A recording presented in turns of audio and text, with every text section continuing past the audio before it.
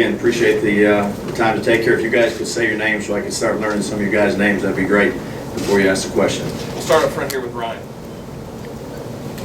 Hey, good morning. Ryan Fowler here in Tuscaloosa. Can you talk about your offensive philosophy and also address maybe some similarities between Bill Belichick and Nick Saban? Yeah, well, we have a ton of different plays that we can run offensively, and what you try to do as a coach is you try to put the players in position to be successful. Ultimately, Coach Saban is the head football coach, but we have a variety of different plays, both runs and passes, and we're implementing new plays every day. We have a whole new package going in today, quite a bit of plays, throwing a lot at these guys. You try to be aggressive as an offensive guy. You try to take away the strengths of the defense, and really the strengths of your offense you want to go try to expose the defense with. In terms of Bill and Coach Saban, obviously they've worked together in Cleveland, got a lot of respect for both of them, learned a great deal probably from those two men more than anybody else in this profession. Detailed, organized, demanding, expect you to do it the right way. There's no excuses to be made. You have a job to do, you go do it. Our mantra is do your job. And that's what everyone in the organization has to do is do their job. I can't play offensive line, although I might look like it right now. And they can't do our job. So everybody's got a job to do. Great leader, demanding, tough. Really appreciate the opportunity. Had some good experience with him at Michigan State as a graduate assistant, and he's a great guy to work for. Okay. Come back down to the front with Tony. Blue. Tony Tsoukalos, Bama Insider. Hey, how's it going? What have you found the biggest difference between the college and the pro game? Well, there's some time requirements there that you can't maybe meet as much, but again, the philosophy of the organization and the structure and the detail that Coach Saban provides for us is very similar to the system that I came from. Coaching fundamentals is coaching fundamentals. So whether you're coaching a 30-year-old man or an 18-year-old young man, 19-year-old young man, you still got to coach the fundamentals and make sure they do it properly, and those don't change based on age. Leverage, hand placement, pad level, route detail, reads, footwork, those are all the same whether you're coaching in professional football or you're coaching here. Your job as a coach is to show them how to do it and really accept no excuses. Demand they do it the right way, and then just if they mess it up or it's not exactly the way you want it, you got to get it fixed. Going back with Matt. Raise your hand. Matt Zenitz with AO.com. So Jalen at one point described what you guys are doing as kind of a combination of what the offense has been successful doing in the past with you implementing some different things that you've been successful with and that the Patriots were successful with when you were there. Hey, how would you describe kind of what the approach is offensively, and is that a good way to sum up just what the approaching philosophy is? Yeah, we're going to, you hope that every good coaching staff tries to do what their players do best. So there's a lot of plays that you can run in offensive football. There was obviously a lot of success here that they've had in the past, and Coach Saban has had, for the last 10, 11 years he's been here.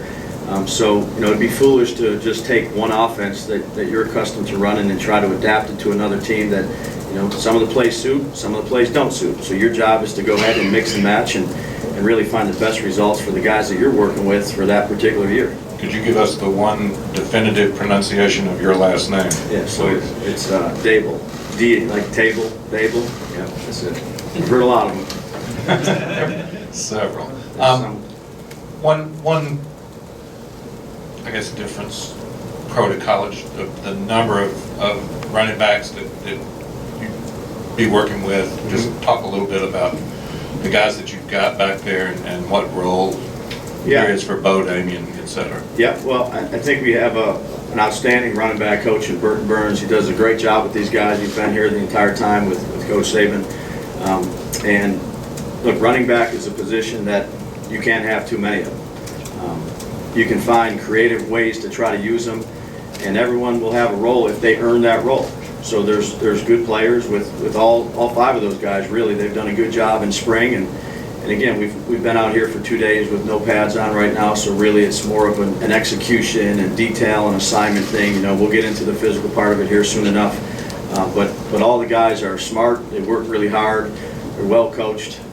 So, we find some roles that we can use as we see fit. Ryan, where have you seen Jalen? I don't know how much film you watched of him last season, but how much did you watch of him last season? How much has he improved as a passer, both from the spring and now into the fall camp?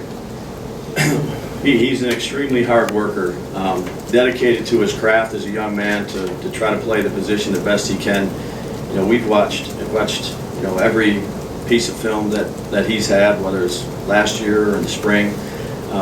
And our goal, our mantra really, not just for Jalen, but for all the quarterbacks and the guys on our team, is to improve every single day with their fundamentals, because it doesn't matter what play you call, scheme, it doesn't really matter until you really perfect your fundamentals. At the end of the day, when it's crunch time, the team that plays with good fundamentals usually has the best chance to win. So he's really improved his feet and his eyes and where he's going with the football. But look, we're third day of training camp. We'll just keep grinding away, try to string some good ones together. But I appreciate the effort that he's put in. Great young man, really, really dedicated, smart, tough. So we'll keep grinding away with him. I'm going to ask two questions. One's kind of loaded, but why do you work so well with coaches that are so not only successful but perfectionist, intense guys? I was raised by some old school grandparents. It wasn't always the easiest too. Sometimes they're pretty demanding, but it's a mindset. You have a boss, you have a job, and you're hired for a reason. And you have to know there's a hierarchy to every organization. So the leader of the organization is the guy that you take the lead from. And whatever he asks you to do, that's what you do. That's your job. That's your responsibility. And if you don't do it, there's always consequences, particularly in this business. So I got a tremendous amount of respect for Bill and Coach Saban. They've been great mentors. Obviously, extremely smart, extremely successful. And I appreciate the way they do things. They make it easy to work for. There's a standard. The standard. You've got to meet it every day. And if you don't, there's consequences. I think it's very fair. It's demanding, but I like the work environment for those guys. Okay. And another Jalen question. It would be easy for people to forget because of how well he did, but he was still a freshman, and also that there's some pretty good defensive coaches trying to adjust and figure out how to stop him. How much do you mentioned his maturity, how do you think he's handled kind of the good and bad, the high praise and the awards and the criticism as well? We don't talk too much about that. I just know that he's a guy that he loves the game. He loves learning about the game, and that's all you can really ask of these young players is they come in, they commit to working hard, they do the things you ask them to do, they try to improve every day. And take it one day at a time. Don't look too far behind you. Don't look way far ahead. We have such a long way to go for anything. Let's try to conquer today. Let's try to do the best job we can do today with what we're asked to do, and then we'll move on to the next thing. Can we learn from prior experiences? Sure. You'd be foolish not to. But really, our focus every day is how do we handle this day to be as good as we can be. Come back over here to Aaron. Aaron Suttles, Tuscaloosa News. What little bit of practice we get to see? We see you, and you're nearly giving feedback on every rep. Is that something, a lot of it has been positive from what we hear on the practice field. Is that something that you've just evolved, or do you find players respond to your positivity? Well, it might not always be positive. You teach them what to do, you show them how to do it, and you accept no excuses. That's how I was raised in this business. So if there's something that's not run properly, you fix it. If it's run the way you want it to run, you give some encouragement. Every play is not going to be perfect, but we got to take care of the big things. The ball security, knowing where to go with the football, understanding our reads. There's a million things you can tell a player on every play. And, there's a lot of things in football. There's so many different plays and verbiages. But make sure you take care of the big things first, and then you work on the little details as you go. So you just, you stay on. That's your job as a coach. Come over here to Michael. Michael, customer at AL.com. You worked with Nick Saban early in his career as a head coach, and now what are some of the biggest differences you've seen in him? That's a great question. There really hasn't. He's a pretty consistent individual. Whether I was a graduate assistant at Michigan State or here, doing this job, I've seen tremendous consistency, great leadership. Gives you a set of instructions to do. again, when there's structure and there's organization and there's things to be done and you have deadlines to do them and he tells you how he wants them done, then that's your job to go out there and do them. Whether you're a GA or you're a receiver coach or a quarterback coach or whatever it may be, it's a good working environment. You know, he looks the same 20-some years ago. I can't say the same, but I got to get on his diet. Obviously, Alabama's had quite a few guys drafted, but when you got here and saw the talent level, what was your initial impression?